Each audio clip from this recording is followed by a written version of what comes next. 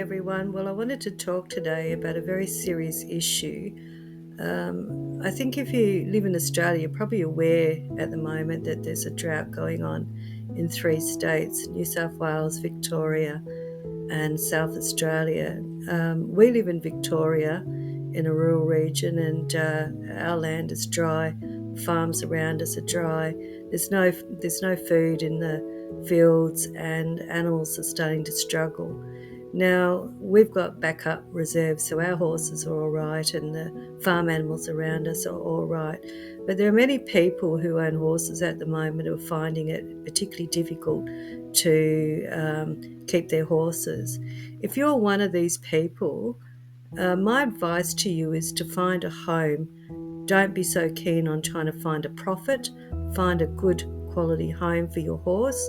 I know that might upset some people that I say this, but there are times when you've got to put profit aside and seriously think about the welfare of your animals. People are in at the moment. There's a drought going on in 3 states: New South Wales, Victoria, South Australia. There's been next to no rain. The paddocks are dry and animals are starting to really struggle. Add into that the cost of living, and horses are getting seriously affected. I saw a post from one of the major online horse auctions today go up saying that we shouldn't be judging the state of horses that go online that are starving. I know it's a hard one, but honestly, if you're going to buy a horse, you've got to be prepared for the good times and the hard times. And I know unfortunate circumstances come upon everybody. And I hope those who are really struggling and doing it tough are able to find good homes for their animals and their horses. But it's not easy. I realise that. I mean, Bill came from a starved situation. When we got him, he was nearly dead from starvation. It's horrible. It's absolutely horrible to see horses starving to death and looking just nothing but skeletons. And I mean, Bill was just a skeleton on legs. The fact that he was even alive amazed us. But if you cannot find someone to buy your starved horse, consider finding them an alternative home. You're not going to recoup your losses in times of hardship. Just do your best to find a good home where your horse is going to be looked after and be fed properly. That's my advice to people.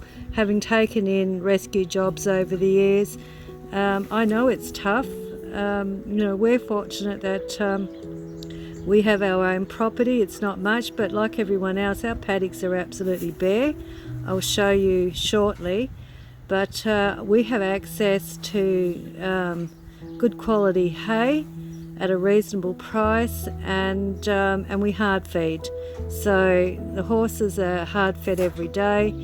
So as you can see, if you look at Bella, she's in really good condition, and so we sacrifice a lot. We don't put anything really much into ourselves. Most of our small pension goes into keeping our horses. The only good thing for us is that we're not up to our eyeballs in debt, mainly because we're older people now and we've been through that hardship time, so we understand how tough it is for families. It's tough for us too. It is very tough. We barely get through, but our animals are always going to be our priority because that's just the way we live life, and we want them to do well and not to ever go through the hardship that we see other people's animals go through. So bear in mind, if your horse or animal is starving, reach out. There are rehomers, there are sanctuaries, there's rescues. Don't try and make a profit on a starving horse. Just look for a really good home if you can.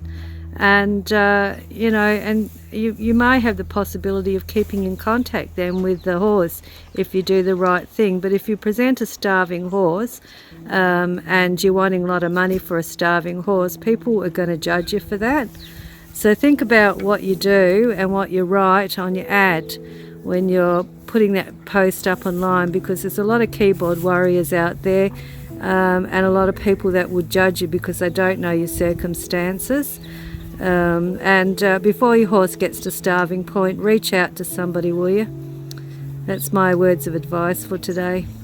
The paddocks are bare here too. We're in a drought situation.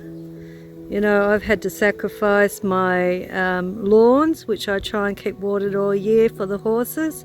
I've done that even though it took me years to get my garden established. My horses come first. And so do what you can to keep your horses alive. If you can't, you know, surrender them, you know, or put them up for sale before they're starved. You know, if you can't access hay, put them onto hard feed. You know, your horses can get through in a dry lot. Your horses can get through without hay if you feed them a good quality hard feed. So think about different ways that you can get through, but just don't leave them to starve. There's too many horses dying of starvation, and it's unnecessary. Just reach out. You know, look, there is always going to be people who judge you, but reach out before your horses get to that starved stage, and let people know that you're in hardship, and see what can be done first before your horse dies of starvation.